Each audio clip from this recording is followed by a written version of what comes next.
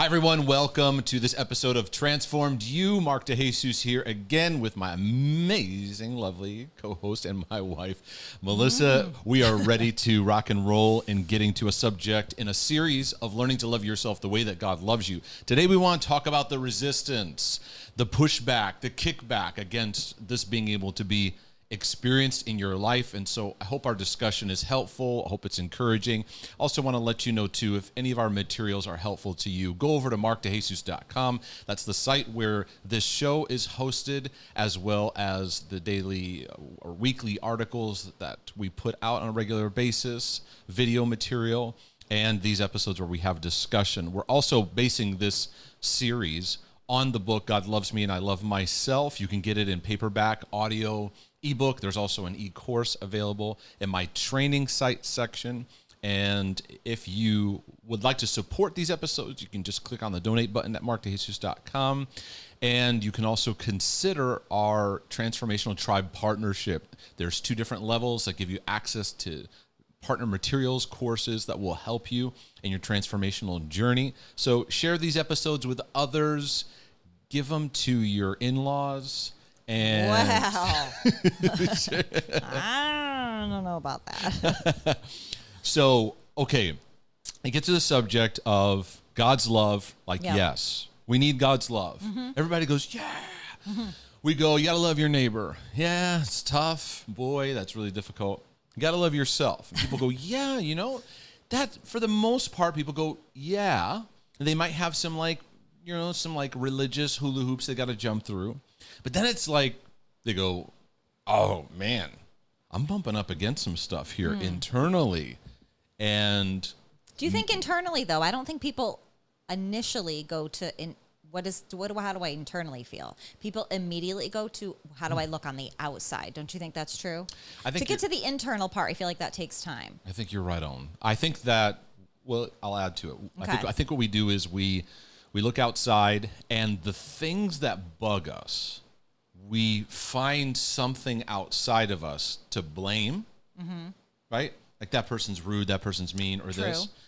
Then we kind of, we're very hard on ourselves, and then we just kind of brush it off, move on. We don't really pay attention to, wait, that's something I need to work on.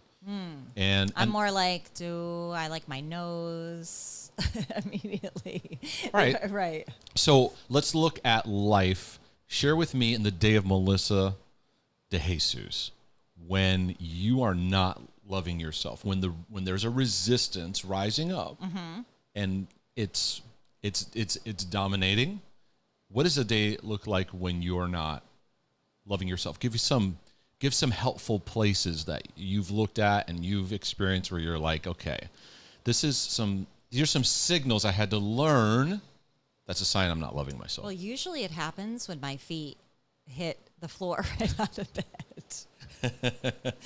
It's like high wall of boom when you get up in the morning, right? I think for a lot of people, there could be something that like throws you for a loop in the middle of the day, but for the most part, it hits you right when you wake up. There's like this general sense of like maybe not a grogginess, but there's something like hanging on you when you wake up in the morning. Like that you feel irritability. Yucky, irritable, or you have this like doom, this looming doom that's sort of over you, right? Right. I feel like most people can relate to that. Negativity. Yeah, it's there. Like, oh gosh, what's this day gonna be like? What am I gonna have to deal? It's kind of that like foreboding, right? So you start off with a foreboding, and then like every little thing can hit me. Okay. The way the kids are using the toaster. It starts to me the day, if I'm going to let's have a day of like not liking myself, it starts with this irritability of what other people are doing, right? And really they're not doing anything but just, right? Yeah, it wants to point outward. It's pointing at everybody else. Like all these people would just get it together, right? If they would just stop walking that way, if you would stop chewing that way, like I would be amazing today. She had to throw in the chewing. Well, hey, that's a whole other podcast. We'll do an episode on misophonia, I think it's called. Anyways, the issue. I am clinically diagnosing myself with that. But anyway, So yeah, I think it starts with it like I point outwards an irritability at what other people are doing that's making me irritated. Okay. So then it just gets worse.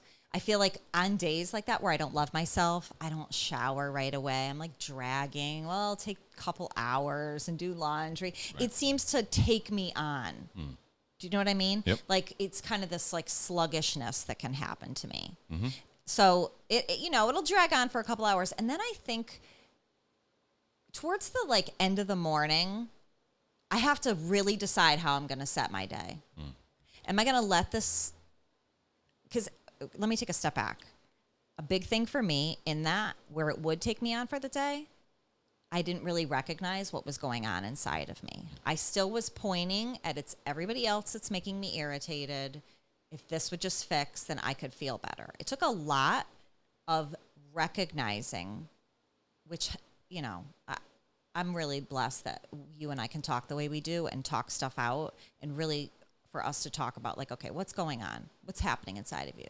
And so either then tears would come or, where we would get to the point of helping me recognize what is going on inside of me. Because it's not like, listen, all those other things, maybe they could give you a small sense of feeling better if like everything around you would kind of fall into place. But really it was dealing with what's going on inside of Missy today. Well, how am I feeling about myself today? And it would bring up a lot of things. It would bring up, how I looked, how I felt how I felt as a mom, how I felt about life in general. It would just like hit all these targets of, okay, what's going on inside of me right now? Why am I feeling like this about myself? It's good. That's good. So let's keep going because we're on a day where there's no governor. It's just you're just on a slip and slide of not loving yourself. To the dark side. What are more areas that it could kick into? Oh, I get irritated at you real easy. Yeah. I don't really want to talk to people. If I do, there's a lot of negativity. Lot of negativity. Yeah. Go into some of the practical things like eating, activity. Yeah, not a lot of activity. No. Right. I'm like, forget it. No. Hey, do you want to go for a walk? No. It's just like this general irritability over everything of not breathing life into myself. And like I talked in a previous podcast of tending to myself, just letting it take me on for size. Yep. Getting irritated at the kids, yelling, and then feeling like I can do this. The whole house is against me. There's like a sabotage that I am just attack. So most people, if they were very honest, could relate to so much of what you just shared, but we go to then from there busyness. So so in your case, yes. if to jump into your narrative there, it's like, okay, let me get the laundry done. Let me get I got to get the kids lined up in their schoolwork. Right, busy, like busy, if I busy, can busy. order everything, maybe I'll feel better because I'm still going. It's an outside issue. Right. It's an outside issue. When I'm not loving myself, it's everything else on the outside of me going on. Right. Everything. Right. And then we try to survive looking at that. Total. And like you're saying, completely just stay busy, not really focus on really what's happening. Yep. Which is easy to do. I would say that I relate to everything you're saying, and I think that irritability to me is the biggest thing. It's like you wake up and the default setting, if I just, let go of the steering wheel, it just drives down a road of irritability. You wake up, there's like this just negative, dark, kind of like I woke up on the wrong side of the bed. And if it was that simple, just go back in the bed and come out the other side. But which never helps. Getting extra sleep, you always feel worse. Yeah. Right. It could go into like numbness and then we that's a good word. I find that men and women both do this, but for men, we're not even like taught to even evaluate our emotions. So we just take off in the day. We go to work. We get work done, and we throttle the engines really high. But there's an irritability that if problems come to you, your initial reaction is like, oh, this is such a drain. When there are things that go wrong, it just adds to that irritability. There's anger issues there. And then at the end of the day, there's a deep sense of emptiness. Like it just totally. That's really good. Babe. Just an empty, unfulfilled. You lay your head to bed at night, and the thought is like, oh, maybe if I just watch something, a show or a YouTube video or something like that, and that's not going to fulfill or satisfy. So I for so long I had that like sense of emptiness when going to bed at the end of the day. It's just like a deep inner empty void where I feel disconnected to love. And so then, I'm a Christian, so you go to seek God's love, but let's just be really, really honest. You go to seek God's love or comfort, but there's no grid to jump into that's fruitful about receiving. Correct. You become aware of all the things you didn't fulfill that day anyways. Right. So it's like you're like, I'm not even worthy to pray right now. Forget right. it. He's not even going to listen. So it's very unproductive. Talking to God in that kind of state feels very unproductive. Very true. So that's why people then go to Netflix. Then they feel bad for going to Netflix. But let's be honest. Your interaction with God is not really that fruitful. So I understand why you're going to Absolutely. Netflix. Netflix has a greater physical, like in your senses of an instant connection. And with God, there does take some cultivating, some slowing down, but the day's been going by so fast. There's so much going on. So I felt that addressing this subject we're talking about today, what I call the resistance to loving yourself, was a game changer for me, because I realized if I'm irritable towards you, it's not really about you. Even if you're off. Even if I'm annoying. Yeah, I feel that when you have love operating in your heart, love is patient. Correct. And so your default setting becomes, I'm going to be patient in this moment. What can you do? It doesn't mean you don't set boundaries, or you can't be firm, or you have to tell somebody, or whatever. It doesn't mean those things don't happen, but there's a greater patience that you carry. And I think that what it reveals to me is I'm not caring for the life of my heart. That's kind of like the theme that's going through the whole thing. I'm not caring for the life of my heart. I'm waking up. So here's what I notice. If I wake up irritable, it's life. We all have those kind of things that go on. But if I wake up with an intense sense of irritability, it often ties into my bedtime of going to bed. I'm not going to sleep in a fulfilled state. So that stuff just kind of sits in me and greets me in the morning. Right. Does that make sense? Absolutely. Like, then you have weird dreams. Because I encourage people, when it comes to their schedule or their lifestyle, start your day when you go to bed. That's how you start your day. Because, it's interesting how the Bible says the evening and the morning were the first day. It doesn't say the morning and the evening was the first day. That's true. It's kind of interesting how the day started Interesting. at night. That's a great point. Boom. Right.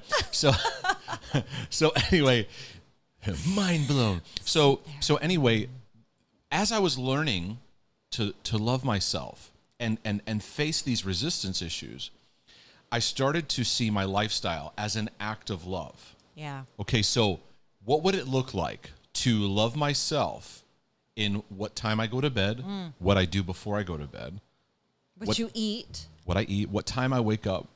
All those things change. What would my morning routine look like? So now you're going to sleep. You have a morning, like wake up, maybe morning routine that you flow into, right? That's already set. It's like, okay, I'm gonna wake up. The coffee's ready. I'm gonna have my shorts out to go for a run or a walk, or I'm gonna sit and read. The book's laid out there. All these things. I think that I started to learn. I want to put in the canvas of my whole day, because going back to the not loving yourself, I'd stay up really, really late, feel like so lethargic the next morning, just wanted to hit the snooze bar. So all morning, I'm just catching up. Nobody People don't bother have me. snooze bars anymore. It's a screen. It's true.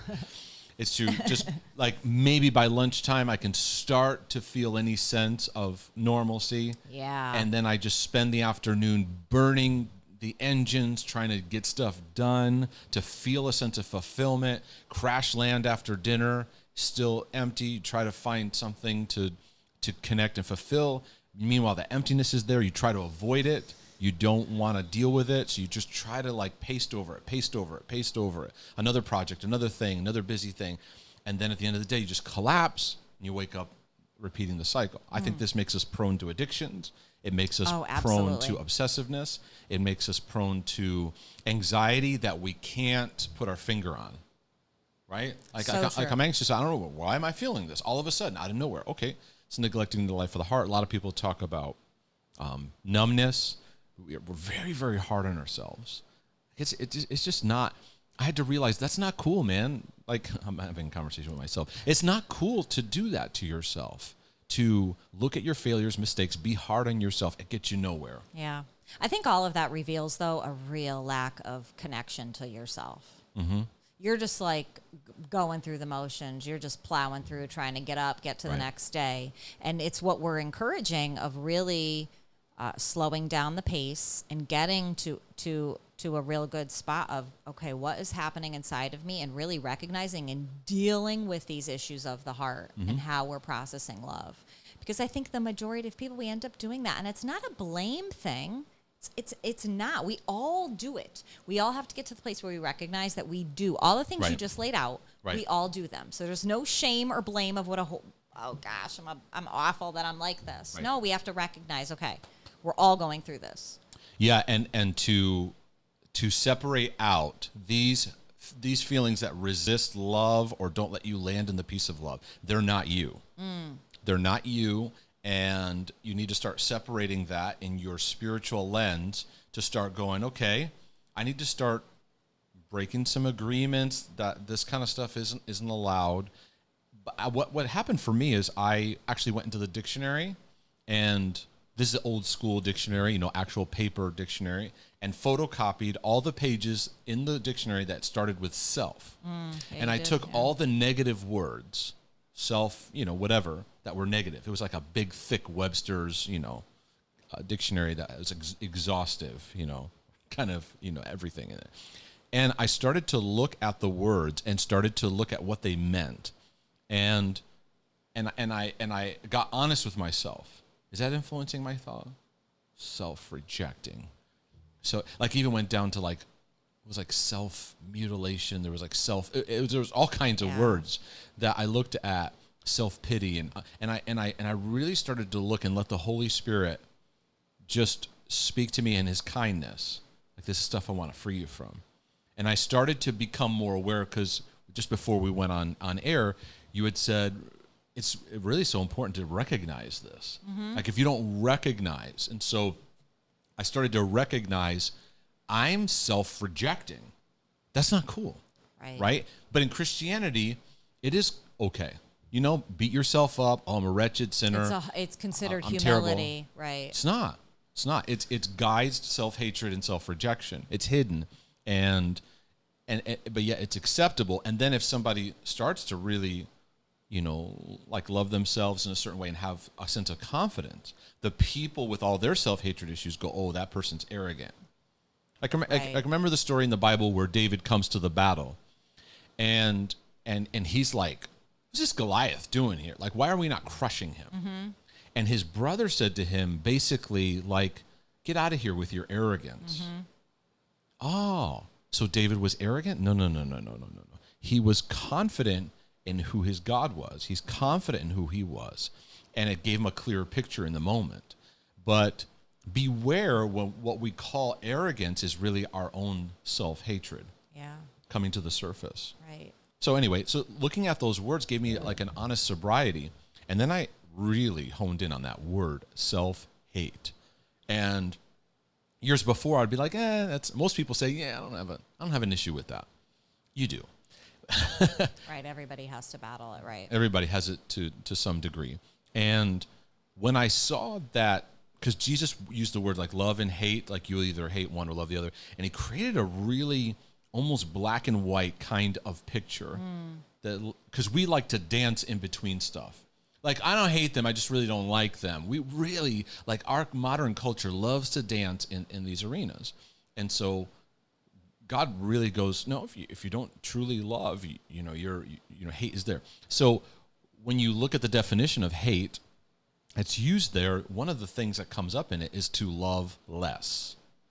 Sometimes to love less in comparison of something else, but to love, and I zoned in on that. I'm like, every moment that I don't invite love to work through me, towards others, flowing through me to others, when I don't let that love penetrate how I see myself, I've invited hate. And it's going to be there. Wherever love is not present, hate and fear will both take residence. Yeah.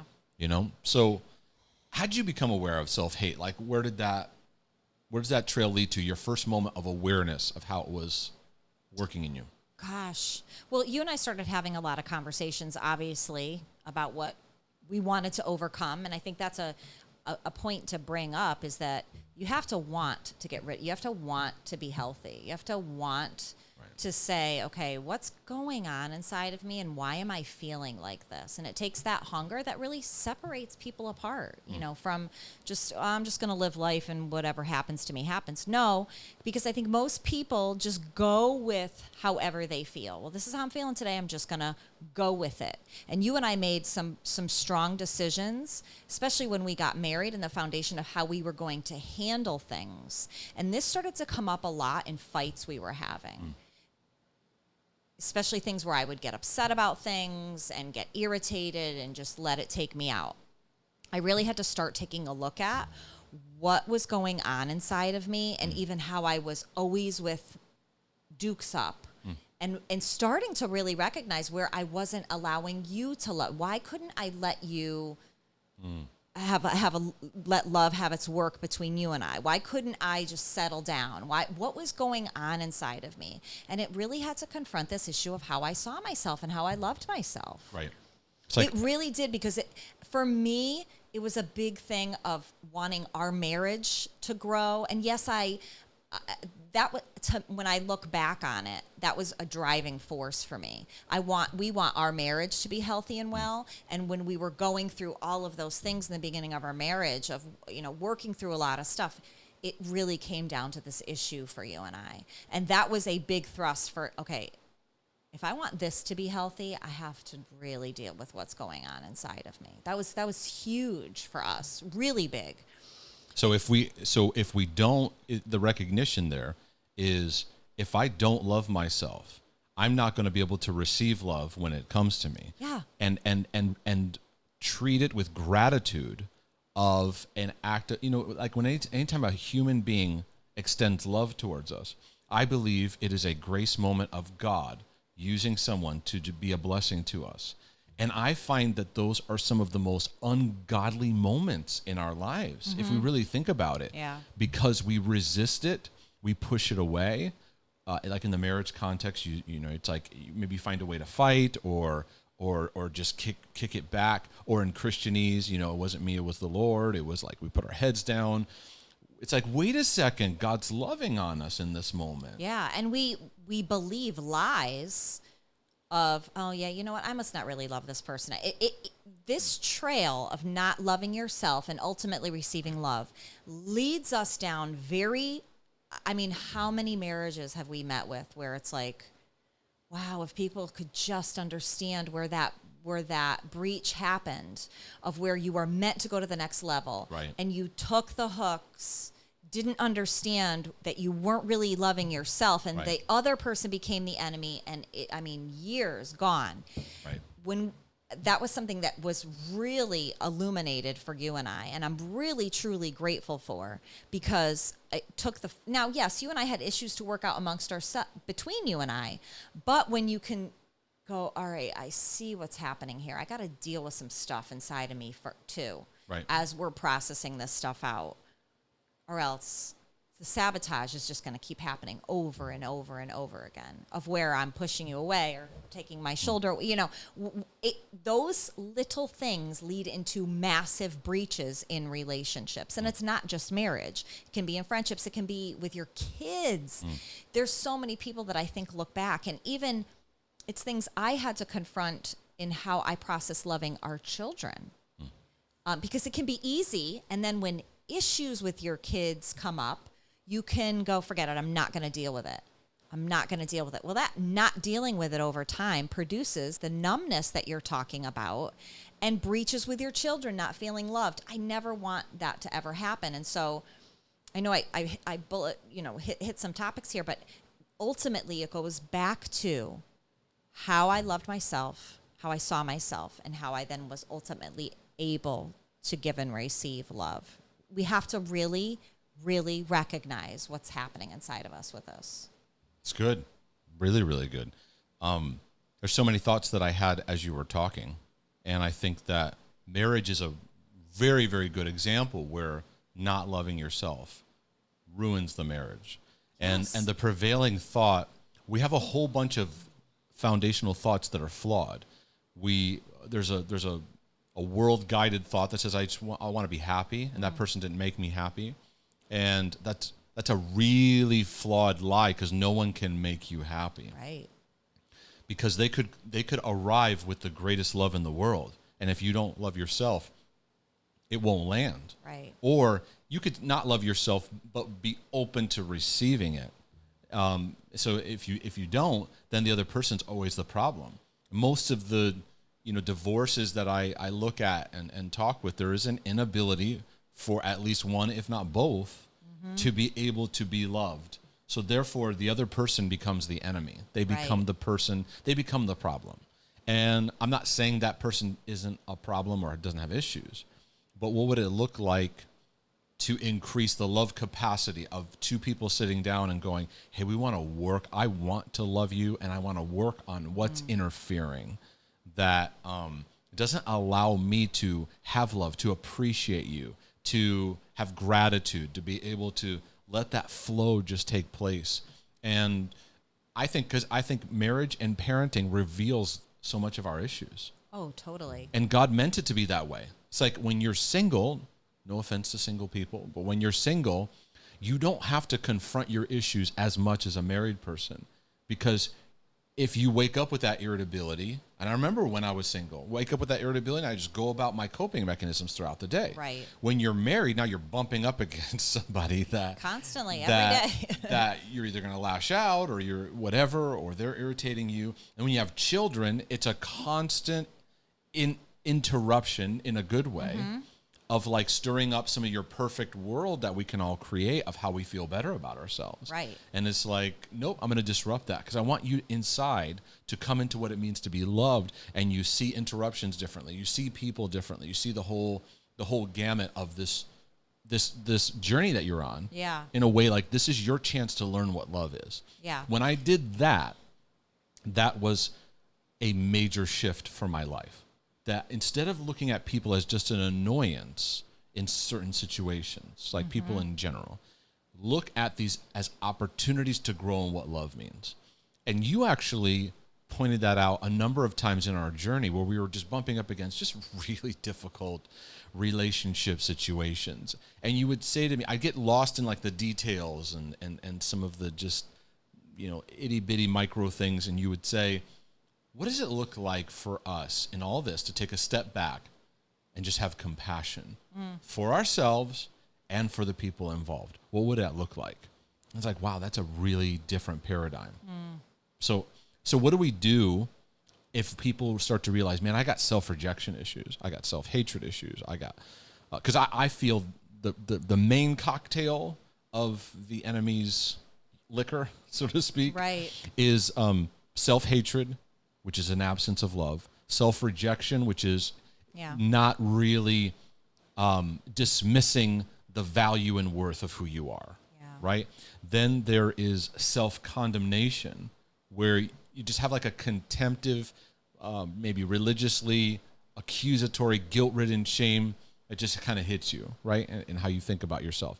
And then add in fear, and now we're adjusting all the time to try to cope and avoid dealing with this issue. How do we begin really addressing this? We talked about like, okay, you got to recognize it. You told the lies, that we believe. Are there any other things that you would recommend? Okay, so actually while you were talking, it made me think back to your statement about when you're going to bed. Okay, so taking in everything you just said about like the relationships around you, and you're bumping into all these things, there is an element of you really taking time for yourself in processing your own life, your own pain, because it can be tough to not have somebody to process it with. And I know there's a lot of people that can say, oh man, because we get this a lot. Oh, you guys can talk about anything. I don't have that. I don't have that with my spouse. And that can be true. I want to say first, there needs to be a recognition that you may have to just do this in the quietness of yourself until the Lord can bring somebody for you to help process it. Because it does help to talk this stuff out. And not everybody has safe people around them. Right.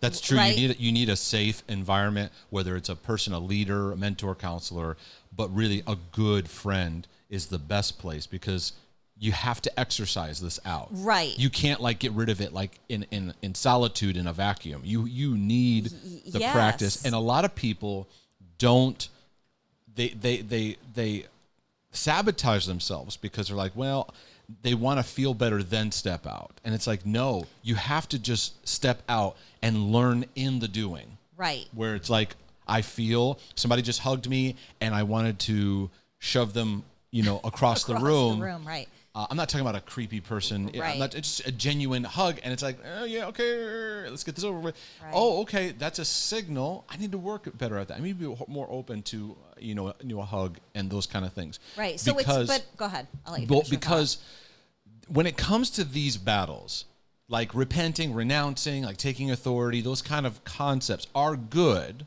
and helpful. I've had lots of breakthroughs in that. But really the greatest breakthrough in this topic, in this area for spiritual breakthrough, is the filling of love experiences. Perfect love casting out fear. The entrance of love, 1 John 4:18. The entrance of love has to come in to displace the fear and all the other issues attached to it. And I got to make myself open to that. So I need to be open in my marriage to being loved and loving.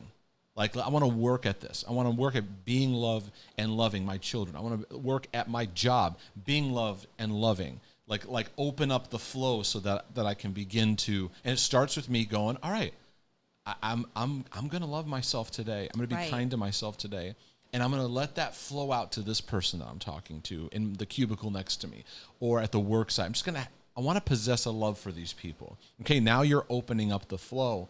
And to me, that's where I see the greatest breakthrough in my life and in people, versus like what we often do is we get into this little, log cabin by ourselves. I'm going to go to the beach. I'm going to go to this place, get by myself with God. I'm going to fix this that way. I'm telling you, it's not going to do a lot. It may give you like a moment to take a deep breath, to like get perspective. Right. But I gotta live it out. Yeah, and so I feel in a slight way, confusion is not the best thing, but I'm going to use the word confusion because just what you said, right? So the initial thought in recognition is, okay, I need to deal with this. I have to deal with this inside myself, which is true. There's a tandem process in learning to process this stuff out. Okay.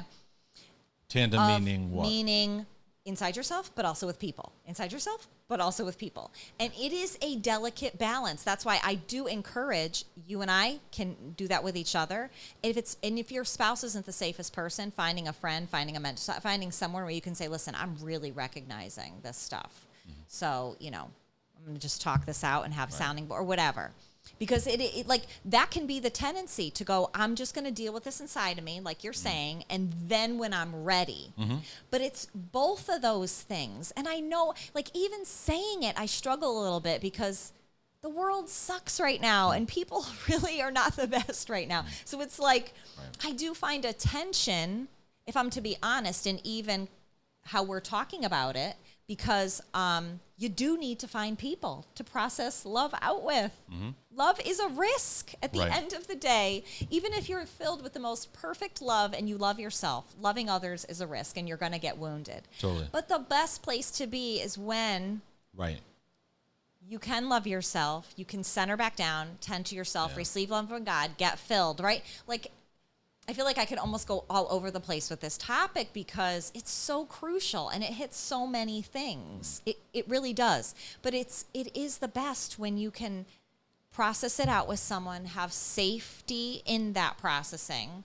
Sometimes it's not always safe, Everybody's but we have to everybody's work. different in how how they're needing to take the next step. So Yeah. like for some people, they might be, for example, in church ministry, and they are around helping people so much. They need, like I've been talking about this concept lately, about an emotional sabbatical. Like they may Yeah. need to just take an emotional sabbatical because they've spent so much time being around people pouring out that they just need to unplug and figure out some things in learning about themselves. There's others that they need to just get in the rhythm. Like for me, the solution for me was not being by myself for 3 months. Right. It was resetting the rhythm, because we don't make margin in our day. It's like, all right, I need to start my day where I'm having a moment, an act of love that says, I'm going to prime my heart in a good direction. Here's a couple things I'm going to do in the beginning of my day because it makes me better for my wife, my children. Then I'm going to go love them. And then there's these breaks throughout the day where I'm just going to stop and reflect and be grateful. 5 seconds, 5 minutes, just take a moment, breathe in. I'll do a session with somebody that's really emotionally intense. And afterwards, I'll go, you know what? Instead of answering those emails, I'm going to take 15 minutes and just let God love on me in this moment, because I know this is going to be helpful for me, rather than just rushing on to the next thing, which we totally do, and go, why am I so burned out? Well, they take pit stops in car racing, and you're more important than the car. You need that. So, and there's others who are listening, watching this, they're very isolated. And so they might be around some people, but they're very isolated, and they could develop a kingdom of self, which is like a self-preserving where I only think about what's in it for me. So you kind of have to discern, like, where are you at? And that person you need to get out there some more. I had some people, years ago when we were pastoring, because of their illnesses, because of their broken history, like they didn't even get around people. Their sensitivities were so peaked out, and had to work on some things, but then take a step and interact with somebody. And for some people, it might be like going to CVS and there's a lady in line who turns and looks at you and says something, and you have a little exchange, and you talk for 5 minutes or a minute or whatever. And it's like, okay, I'm just practicing. Sometimes it's just that simple of saying hi to somebody at church or at your job, just looking at somebody in the eyes and greeting them, and going, for other people that might just be whatever. For you, that was a big deal. Yeah. And so I kind of look at those 3 spectrums: the burnout helper that needs to just pull back for a little bit, reset. The person, I kind of fit in like 1 and 2. I've also fit in 3 too. But the second area being, you just got to get your rhythm, where it's like you got to start having lots more pockets of margin. We take margin and we just fill it. Like if there's any space in the day, you fill it. Like we even stop at the stoplight and we pull our phone out. Mm-hmm. You can't just sit at the stoplight. Right. I know. It's so true. Right? We went on a trip. We did our trip down here, and your dad came along on the trip. And I was like his generation is not as plugged in. My parents, sister and I were just talking about this. And my parents too, although my dad's more plugged into using the phone and stuff, where they can just sit there in a car for hours and 14 hours and just look at the scenery. Right. I said to my dad, do you want me to hook up your phone and play something? No, I'm good. Are you sure? I'd ask him, Melissa, I'm fine. You're just over 14 hours because we had to make stops. Like, what? Yeah. Yeah, we've lost that ability to just sit and be. Right. We need something to fill it. And you have it. You have everything now to fill every nook and cranny, but you're unfulfilled at the end of the day. And you need to make more significant time. So even from a practical standpoint, like morning, mid-morning, lunchtime, mid-afternoon, post, and even if I have a day where I'm doing sessions in the evening, I'm breaking up all these moments. So I started learning that even when I was doing construction during those days. Right. Where it's like I would be sent on a coffee run. And then during the coffee run, I'm just like, all right, I just want to connect to my heart and just enjoy this moment. And because we don't do that, we feel the repercussions. Yeah. I think too, in just... Does that make sense? Tagging, those 3 yes, areas? but tagging out to what you're saying, and help me out, there needs to be intentionality which I do like this word reference. there needs to be intentionality as we're then creating references to love ourselves that then start to become just something that takes place without you even realizing. Mm-hmm. And that's the ultimate exchange that I have felt myself like, I'm so proud of myself. Like, I've had little things where I've said to you, I was dealing with something with Max, and instead of just flying off the handle and making, having a reaction and forget it and hoping that it would just be done soon, pausing, letting God speak into it, what's going on with me, what's going on with him, and God giving me the wisdom. And like, okay, now I have a reference point for how it is to deal with that. And where really me getting frustrated at something he couldn't control or stop was about me feeling inadequate as a mom, okay? So there's always a bigger picture to whatever you're dealing with. There's always a bigger picture. And so in that intentionality of in the moments of where you're, like we're saying, putting your head to bed, up in the morning, when you start investing in those times, a real beautiful exchange happens. And this is where just God's grace is so awesome and how he loves us. An exchange happens, and you start to get filled with that patience. You start to get filled with that love. You start to get filled with kindness towards yourself, which then flows out to others. It does happen. And I want to encourage people, start taking the time and be intentional in your recognition of what's happening in moments you think are completely the other person, completely out of control. You're going along with the day. Okay, let me stop. What's happening in my heart? What am I feeling about myself right now? Start making intentional times of exchanging that with God, being really aware of what's happening inside of yourself, and you'll really start to see a beautiful exchange start to happen and how we're processing love and giving love. Did I get too magical on that? If we hit any areas that we didn't seem to address or cover or go further enough, send us an email. You can send me an email, mark@markdejesus.com, and maybe we can help with some added videos or other resources, point you to. But do me a favor, get a copy of this book, which has helped so many people. God Loves Me and I Love Myself.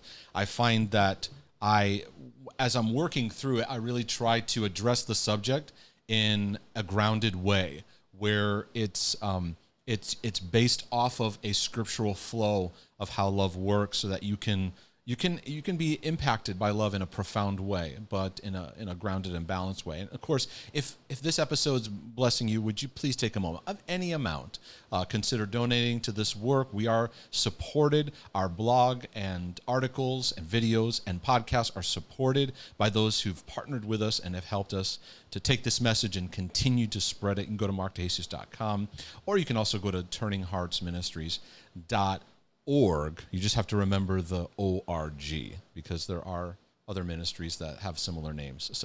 But anyways, markdejesus.com is the easy place to go to find that. But anyways, we pray that this episode has been a blessing to your life. Thanks so much for sharing this time. We pray you'll be able to overcome some of that resistance today that you're feeling. I've had emails sent to me on that. We pray this episode will help you in your journey. Until next time, live healed and free. We love you guys. God bless. Thank you.